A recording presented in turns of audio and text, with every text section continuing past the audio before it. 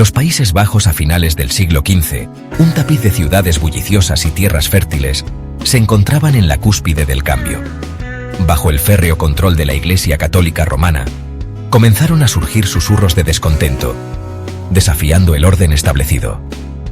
La gente común, agobiada por los fuertes impuestos y cada vez más escéptica del opulento estilo de vida de la Iglesia, anhelaba la autenticidad espiritual. Predicadores ambulantes, inspirados por las enseñanzas de John Wycliffe y Jan Hus, recorrían pueblos y aldeas, sembrando semillas de duda contra la autoridad papal y enfatizando la Biblia como la fuente última de la verdad religiosa. Estas primeras chispas de disidencia, como brasas brillando en el viento, presagiaban el infierno de la agitación religiosa que se avecinaba. Estas protestas iniciales, aunque dispersas y a menudo reprimidas, fueron minando el dominio de la Iglesia Católica. La gente comenzó a cuestionar las prácticas fastuosas de la Iglesia, la venta de indulgencias que prometían el perdón de los pecados y la corrupción percibida del clero.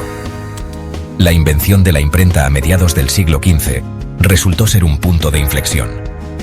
Permitió la rápida difusión de ideas, permitiendo que los escritos de los reformadores llegaran a un público más amplio y desafiaran aún más el monopolio de la Iglesia sobre el conocimiento y la interpretación religiosa. En medio del creciente descontento, un movimiento centenario encontró terreno fértil en los Países Bajos, los valdenses. Originario de la Francia del siglo XII, este grupo abogaba por un retorno a las enseñanzas simples de la Biblia y rechazaba lo que percibían como excesos dentro de la Iglesia Católica. Los valdenses tenían la creencia radical de que la Biblia debería ser accesible para todos, no solo para el clero.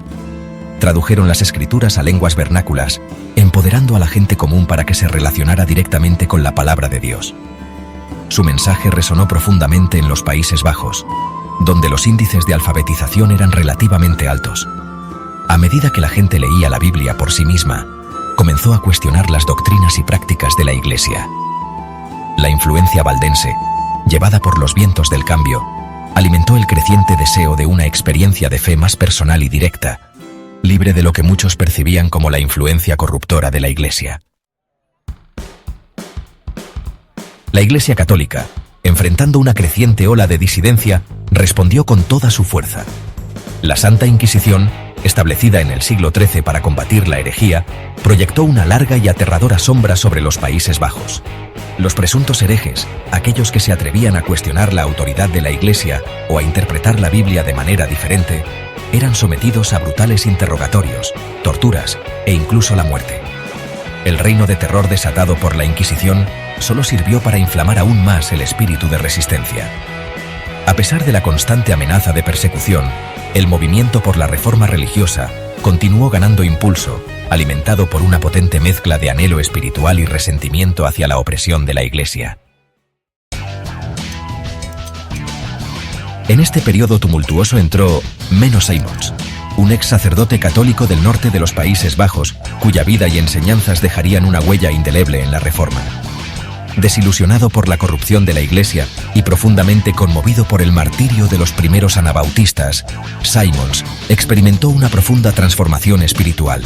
Renunció a su sacerdocio y abrazó la fe anabautista, una rama radical del protestantismo que rechazaba el bautismo infantil en favor del bautismo de adultos, enfatizando una elección consciente de seguir a Cristo. Simons, un líder carismático y escritor prolífico, rápidamente ascendió a la prominencia dentro del movimiento anabautista. Viajó extensamente por los Países Bajos y más allá, predicando un mensaje de paz, no violencia y un retorno a la simplicidad de la Iglesia cristiana primitiva. Sus enseñanzas resonaron con aquellos que buscaban una fe más auténtica y personal, atrayendo a un gran número de seguidores, a pesar de la constante amenaza de persecución.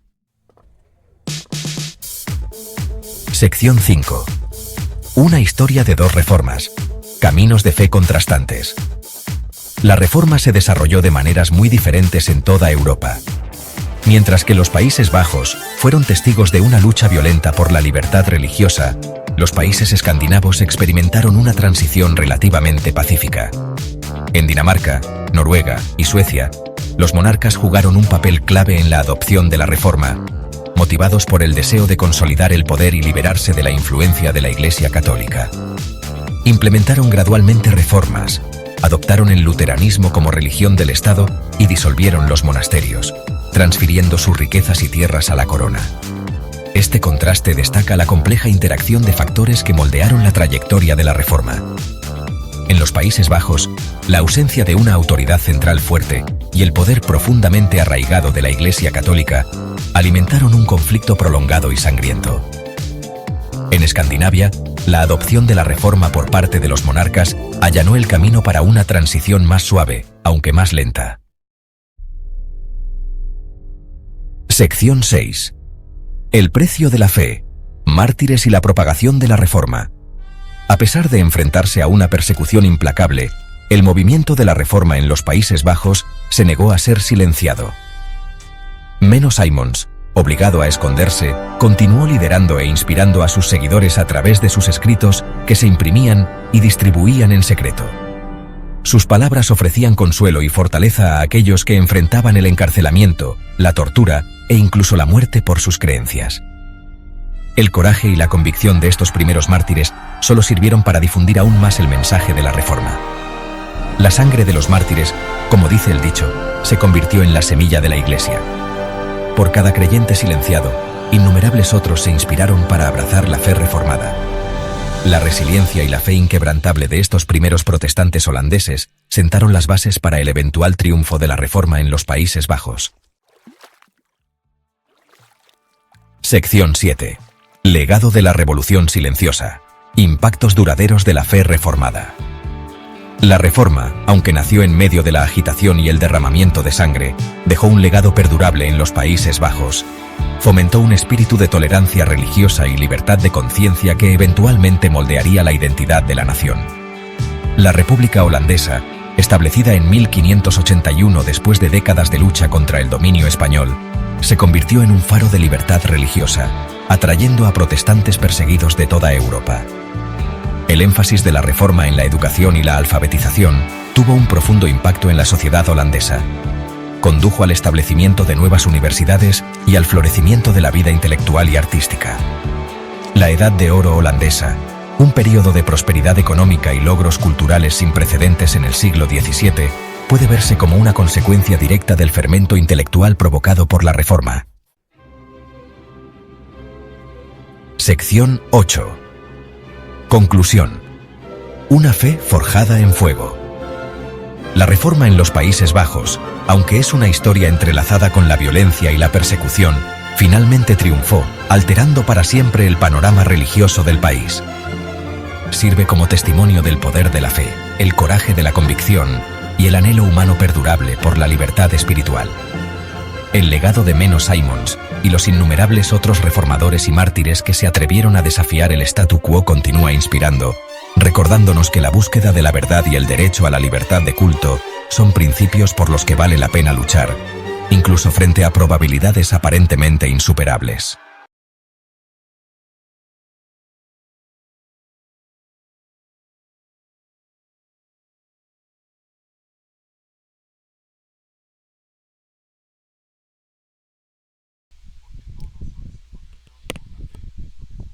Es así como llegamos al final de nuestra programación para el día de hoy.